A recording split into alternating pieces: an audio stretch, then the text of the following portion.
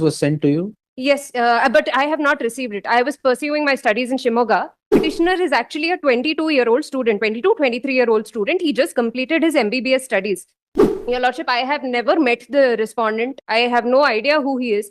He is trying to exert pressure on me. Sorry? For what? I'm appearing for the petitioner in this matter, Your Lordship. I appeared before this court seeking the quashing of the 138 proceedings instituted against the Who petitioner. appears for the respondent, madam? He is a part. Served unrepresented. Yes. Yes, what's the matter? Your Lordship, the case of the respondent is that he had the petitioner allegedly asked him for financial assistance of 2 lakh rupees, which the respondent gave to him. And for this purpose, the petitioner allegedly issued 2 checks of 1 lakh each, which were dishonored. Subsequent to which, legal notice was issued and complaint was instituted against the petitioner. 138. Yes, Your Lordship. Hmm. But the checks that have been produced at Annexure C and C1, there are 2 checks. Your Lordship, the account number that is mentioned therein does not belong to the petitioner at all. The account details pertaining to that, that account number is given in Annexure D, which is contained at page number 16. Hmm. If you can see, the name is not of the petitioner at all. Hmm. The complaint, the legal notice and the complaint of the respondent states that the petitioner was allegedly conducting business. Even the complaint, which is contained at page number 19, if you can see the details of the accused, it states that he has business. He is 38 years old. And his address is mentioned. But, Your Lordship, the petitioner is actually a 22-year-old student, 23-year-old student. He just completed his MBBS studies. He has no knowledge, he has no connection whatsoever with the respondent herein. The checks are produced? In the lower court, Your Lordship. Yes, but the checks, the account number the account does not belong to the petitioner. The signature on the checks is not of the petitioner. The signature of the petitioner is contained at the affidavit at page number 40. If you compare this with the checks at Annexures C, that is on page number 14 and 15. Notice was sent to you? Yes, but I have not received it. I was pursuing my studies in Shimoga. The notice has gone to the address. I have no knowledge. I have not accepted I have not received any notice. I only found out about the case when summons of this summons pertaining to the same were issued to me. Subsequently, I've appeared before the lower court, trial court, and I've filed application for bail, which was granted. Your Lordship, I have never met the respondent. I have no idea who he is. He is trying to exert pressure on me. Sorry, who he is. He is trying to exert pressure on me. Sorry. For what? Your Lordship, the checks that were issued were in the name of my father. The account number pertains to my father. My father is a businessman. He would have issued perhaps the checks to some third party in the course of business. Even he has no knowledge of the respondent. And the respondent is missing. Your accused number? There is just one accused, Your Lordship. Sole accused. Me. Yes. The case has been filed against me, although I have no nexus to this matter at all. In fact, even there is an email from Karnataka Bank that is contained at page towards the end, Your Lordship. It was filed with a memo. Towards the end. Sorry. Yes. It was subsequently filed, Your Lordship, along with a memo. This email also by Karnataka Bank. Annexure H. Annexure H. Sorry.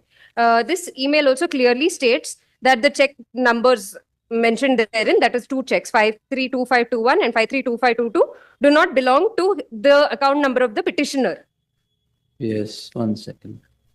2023. Madam, ಯಾವ server 10/4/23. 10/12/23. Heard the petitioner is before this court calling in question proceedings in CC 2957 of 2022 registered for offences punishable under section 138 of the Negotiable Instruments Act and section 420 of the IPC. In CC 2957 of 2022, who had heard the learned counsel appearing for the petitioner, the counsel for the respondent, though served on 10/4/2023, has remained unrepresented even today.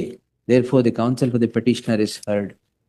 The petitioner is the accused and the respondent, the complainant.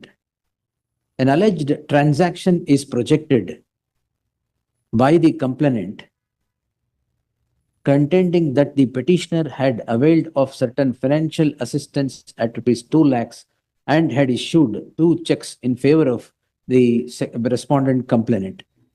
The checks having been dishonored has led the complainant to the Court of the Learned Magistrate invoking Section 200 of the CRPC for offence punishable under Section 138 of the Negotiable Instruments Act. The concerned court takes cognizance, registers criminal case for offence punishable under Section 138 of the Negotiable Instruments Act and Section 420 of the IPC. The registration of the crime and issuance of summons to the petitioner has driven the petitioner to this court in the subject petition.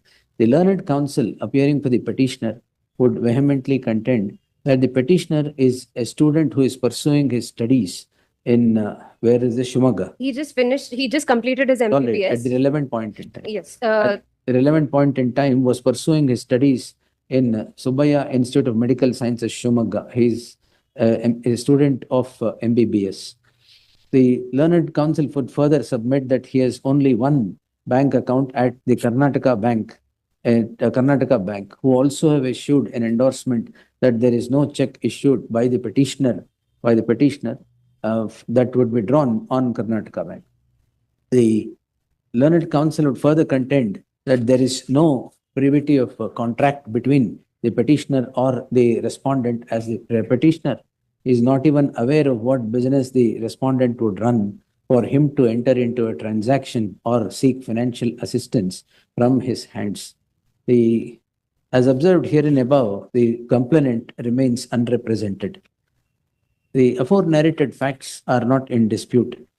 What is projected is an alleged transaction. The transaction is receipt of an amount of rupees 2 lakhs by the petitioner and the petitioner issuing 2 checks.